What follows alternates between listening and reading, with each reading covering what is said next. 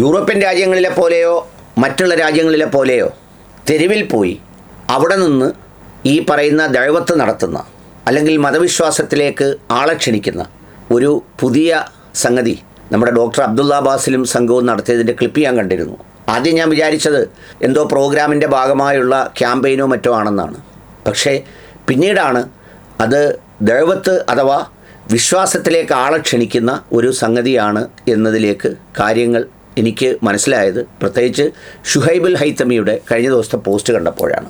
യഥാർത്ഥത്തിൽ ഈ വിശ്വാസത്തിലേക്ക് ആളുകൾ വരിക എന്ന് പറയുന്നത് അതൊരു ബിഹേവിയർ ചേഞ്ച് കമ്മ്യൂണിക്കേഷനാണ്. സ്വഭാവ വ്യതിയാനത്തിനുള്ള ഒരു ഒരു ഒരു ഒരു സംഗതിയാണ്.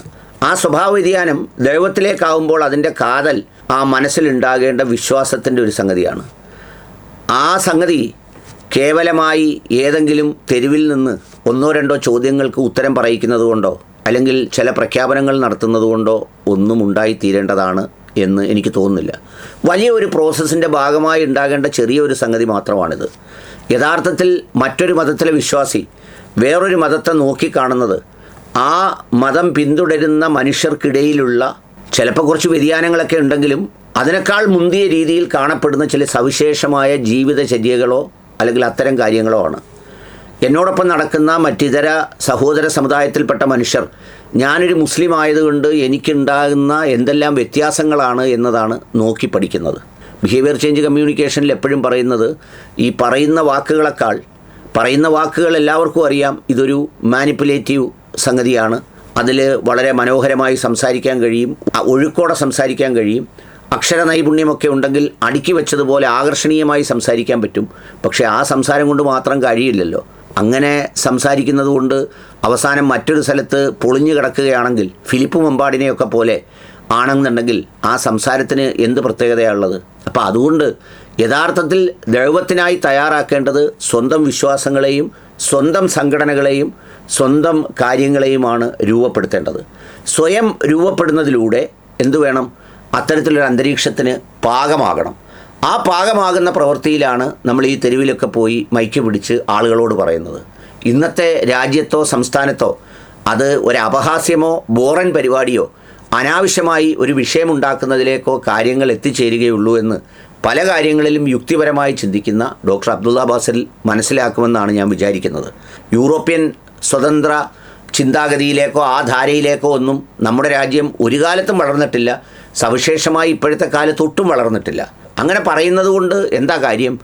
ന്യായമായ രീതിയിൽ സമൂഹത്തിന് മുന്നിൽ സ്വയം മാതൃകയാകേണ്ട വിധം ജീവിക്കുകയും അങ്ങനെ ജീവിക്കാൻ സ്വന്തം സമുദായത്തെ പ്രാപ്തമാക്കുകയും ചെയ്യുന്നതിലൂടെയാണ് വലിയ സന്ദേശം പുറത്തേക്ക് കൊടുക്കേണ്ടത്. ഇപ്പോൾ ഒരു ഉദാഹരണത്തിന് പറഞ്ഞാൽ എൻ്റെ നാട് കരുനാഗപ്പള്ളിയാണ്. ഇവിടെ കഴിഞ്ഞ ഒരു 2 ആഴ്ചക്കിടയിൽ 3 ഇസ്ലാം മത വിശ്വാസികളായ ചെറുപ്പക്കാരാണ് സ്വയം ജീവൻ അവസാനിപ്പിച്ചത്. കാരണങ്ങൾ വ്യത്യസ്തമായുണ്ട്, പലതരം മാനസിക പ്രയാസങ്ങൾ സംഗതികളൊക്കെ ഉണ്ട്.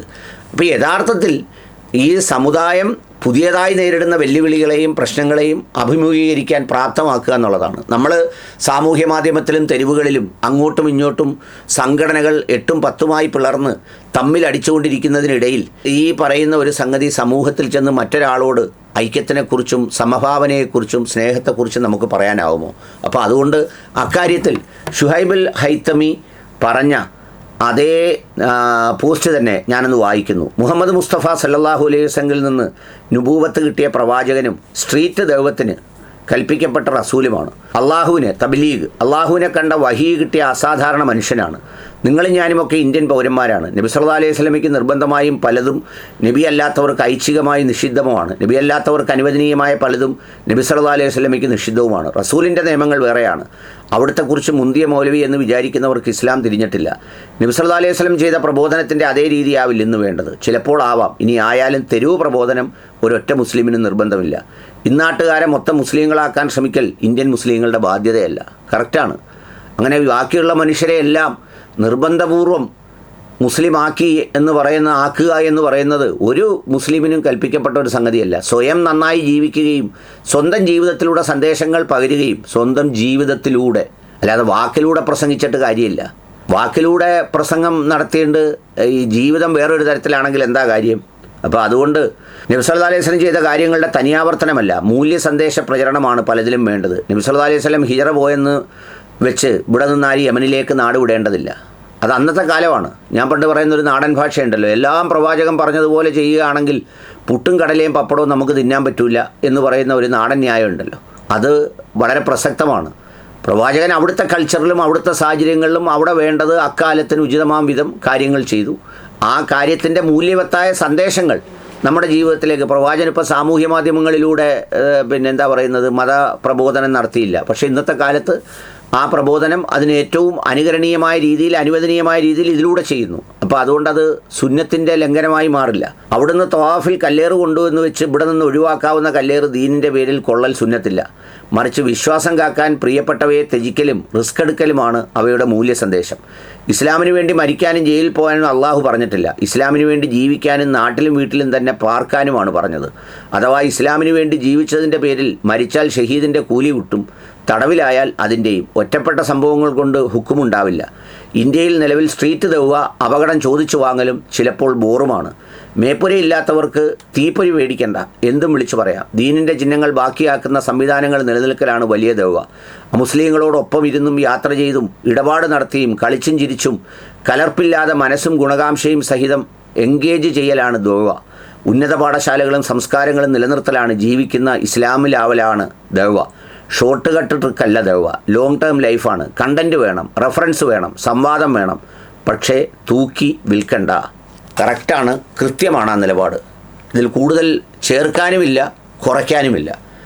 ഈ പറഞ്ഞതുപോലെ തെരുവിൽ പോയി നിന്ന് ഈ തെരുവിലെ സംഗതികളൊക്കെ കാണിച്ച് ബോറൻ ഏർപ്പാടുകൾ നടത്തി ഈ മതത്തിലേക്ക് ക്ഷണിക്കുന്നു എന്നൊക്കെ പറയുന്ന രീതിയിൽ കാണിക്കുന്ന ഈ കോപ്രായങ്ങളും അതിൻ്റെ പ്രചാരവേലകളും അതല്ല ദഅവത്ത്.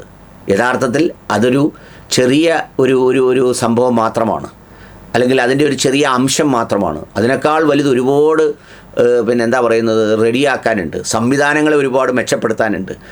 ഈ ഗുണകാംക്ഷയോടെ മനുഷ്യർക്കിടയിൽ നന്മ ചെയ്ത് ജീവിക്കലാണ് മനുഷ്യർക്കിടയിലെല്ലാം, സംഘടനകൾക്കിടയിലും മുസ്ലിങ്ങൾക്കിടയിലും മറ്റ് ജാതി മനുഷ്യർക്കിടയിലും ഒക്കെ ജീവിക്കലാണ്.